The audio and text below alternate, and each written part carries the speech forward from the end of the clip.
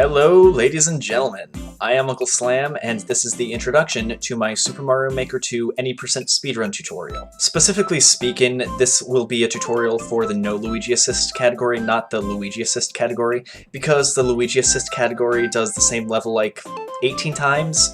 So it's not quite as exciting. I'm making this introduction mostly because there are some things I want to address that wouldn't really fit that neatly in one specific episode later down the line. So think of this as more of an overarching set of rules you have to keep in mind as you do runs, more so than stuff you have to keep in mind for one specific level or two specific levels. Now the first thing I want to address with this tutorial series is that I'm going to be covering the levels that I recommend using in your speedruns. There are several different routes you can use. In fact, the route I will be showing you is not even the one that the world record uses. But even then, you have to keep in mind that because of how you unlock and access levels in this game, that whatever route one person uses might not be the most ideal for someone else. And that's mostly why I'm going through the levels that I will be going through. Now, with that said, that brings me to my second point, and that is the fact that whatever levels you do, the coins you collect do matter. You have to keep in mind that because of how you have to construct the castle and how each part of Peach's castle costs a certain amount of coins,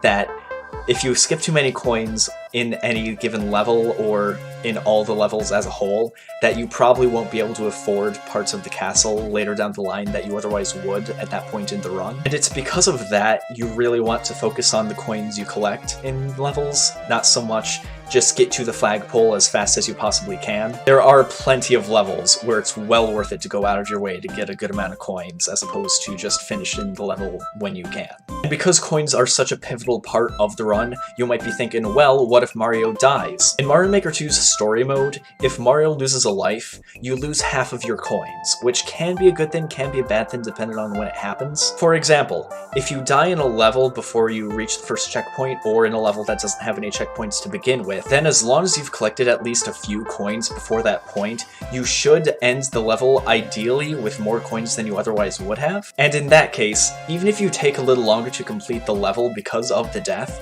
you should end ahead of your coin route if that's the case. Now on the other side of things, if you die after you've hit your first checkpoint and have already collected a bunch of coins before hitting that checkpoint, that's when you might want to worry about running short on coins later on. However, if either of those things happens, you're going to want to know the levels well enough to know what coins you can afford to skip or what coins you might be able to collect to make up for lost coins in future levels. And it's because of that you may need to improvise in your speedruns at some point or another. So when it comes down to it, these guides should give more of an outline of how these levels should look in an ideal speedrun, so adjust them as you see fit. The next thing I want to cover is just to be familiar with the game mechanics, especially 3D World's game mechanics. There's some stuff you can do in Super Mario World that you can't do in the original Super Mario Bros., and there's a ton of stuff you can do in 3D World that you can't do in any of the other game styles. I'll be sure to address which ones are the most important as we get to each level, but the more you know going in,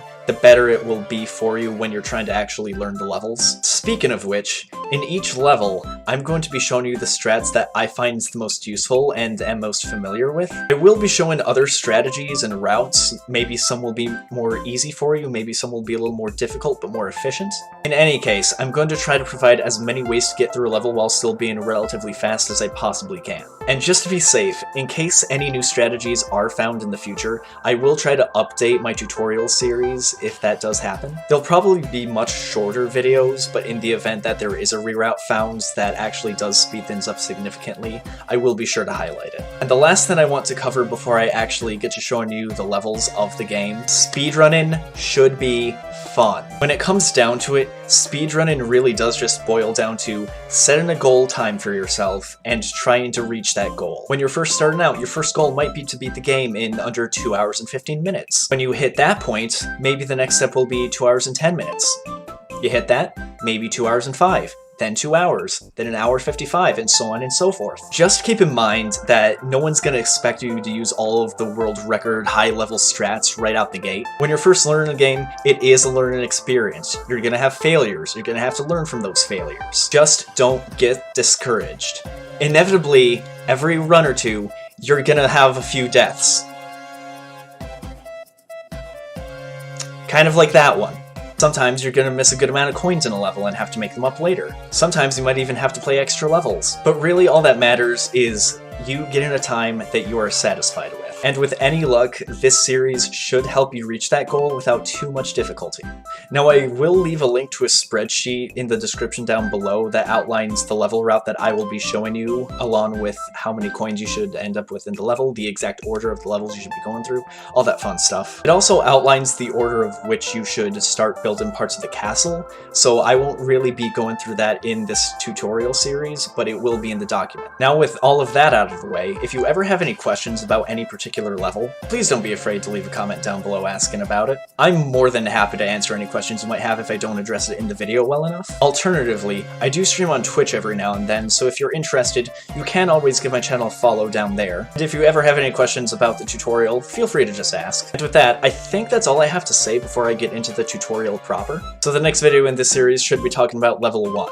And until then, take it easy, and peace out.